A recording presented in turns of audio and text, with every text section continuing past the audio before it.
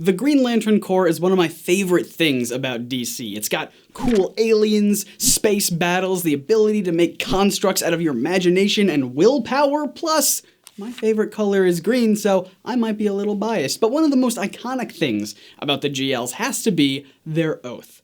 In brightest day, in blackest night, no evil shall... You know the rest. However, that oath was not the first one that the Green Lanterns had. In fact, there were many drafts of different oaths that came before and after the classic one that we know and love, so let's talk about those.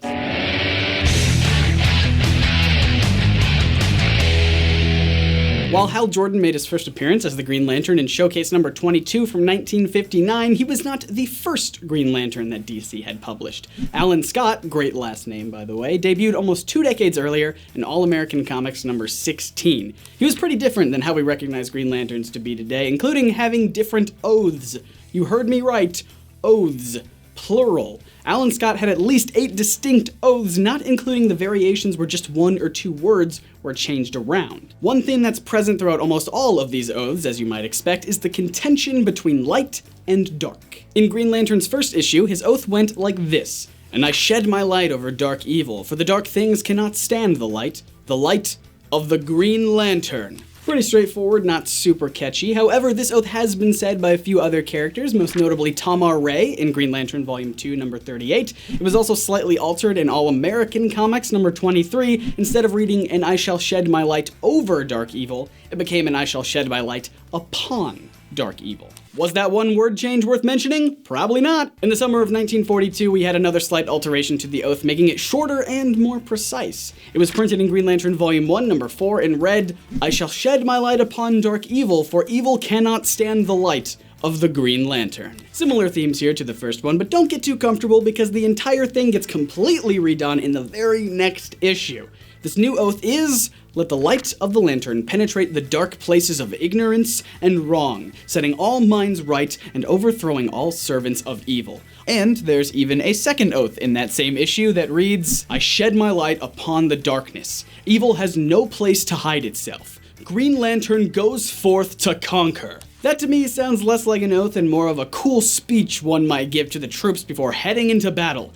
Green Lantern goes forth to conquer. It was later changed again just a few months down the road in that same year of 1942 in All-American Comics number 45. "My rays strike the darkest corner, banishing all wickedness." Around the same time, we still have yet to leave 1942, another oath was introduced in Comics Cavalcade number 1, which read, "Let all power and triumph be mine in whatever right I do." This is one of the only oaths that ditches the theme of light and dark for a generic "give me the power" kind of saying. We're finally starting to leave 1942 with Green Lantern Volume 1, number 6. That was a lot of numbers just then.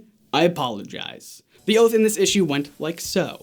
"The light of the Green Lantern pierces the darkness and mystery, and its radiance will strike at the heart of evil." I actually kind of dig this one. It's very poetic, but if you've caught on, it's not smart to get too attached to these oaths, because in February of 1943, All-American Comics number 47 printed, of course, a different oath for the Green Lantern.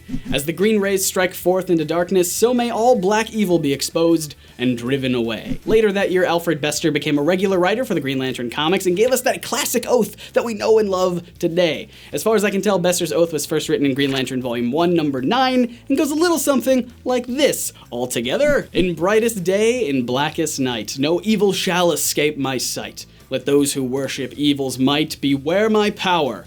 Green Lantern's light." You'll notice that it's still Alan Scott saying this oath. Hal Jordan was not the originator of it, as many people believe. This oath was actually said 16 years before Hal Jordan ever saw print in Showcase number 22. There have been little tweaks and alterations to the oath over the years, like the brief change from Blackest Night to Darkest Night in Green Lantern Volume 3, number 43, since Hal wanted to be a little more politically correct. This doesn't begin to touch on all the members of the Green Lantern Corps who have completely different oaths, like Guy Gardner's first appearance in Green Lantern Volume 2, number 59, when his oath went, "On worlds afar or scenes at home, wherever the cause should make me roam, always I vow to fight the good fight, to combat evil with Green Lantern's might." And of course there was Hal Jordan's predecessor Abin Sur's oath in Legends of the DC Universe number 21, "I will fear no evil, for I illuminate the darkness with the light of justice. the justice of the Green Lantern. And there are countless more, like in Green Lantern New Corps number 2, which, as you can probably guess from the title, involved a montage where several new lanterns created their own oaths. So we got new oaths like what Sewell came up with, to bring order to chaos, law to the lawless, and light to the shadow. Or Garl Rathbone's oath of, I swear only to do the right thing and not hurt anyone.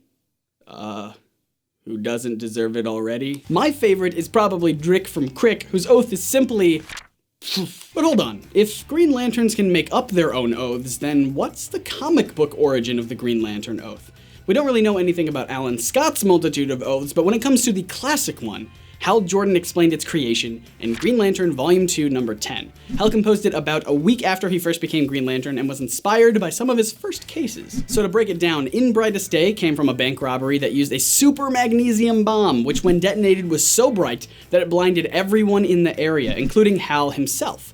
Unable to see, Hal used his ring as a kind of radar to aid him in taking down the criminals in Brightest Day. And Blackest Night was inspired by a case a few days later when Hal followed some train robbers into a network of incredibly dark caves. Darkness isn't an issue for someone whose power is to literally wield light, right?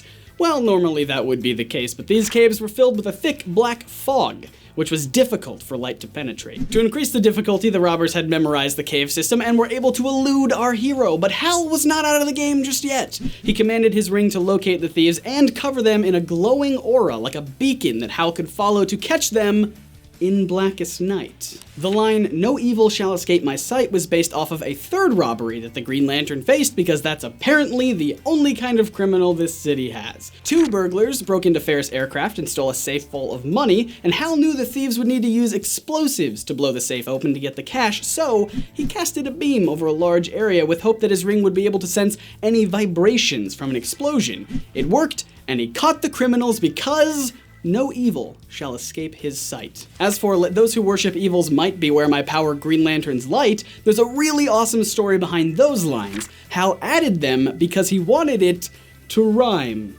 That's it. Of course, that's just the original story for how the oath came to be. There have no doubt been retcons and inconsistencies with this, so let's not stress out about it. This video can't fit everything in. I haven't even talked about all the other Lantern Corps colors and their own distinct oaths. Oh wait, I did that like 3 years ago. Ugh. Don't watch those videos. But now I want to challenge you guys. Write your own oath in the comments. It could be for the Green Lanterns or even any other color Lantern Corps. Or perhaps you want to make up your own corps if you want. I did back in the day. It was the Plaid Lanterns. I don't have an oath for that, so if you want to make up an oath for the Plaid Lanterns, that'd be great. And if you want to learn more about some Green Lantern goodness, the first 3 videos I ever made were about Lantern Corps. They're terrible and filled with blatantly wrong information, but you can still click right here to see how far we've come as we approach the 100th episode of the show. We've also got this video which explains why the Yellow Lantern Corps is specifically called the SINESTRO Corps. It's got some fun time travel elements in there and some other bits of trivia that you might not know about the Yellow Lanterns. Click here to watch that one. And make sure you hit that big sexy subscribe button so you don't miss out on all the new videos we make for you every week that explore the history, science, art, and philosophy behind your favorite comic book superheroes. My name is Scott, and I'll see you right here on Friday for another video. See ya.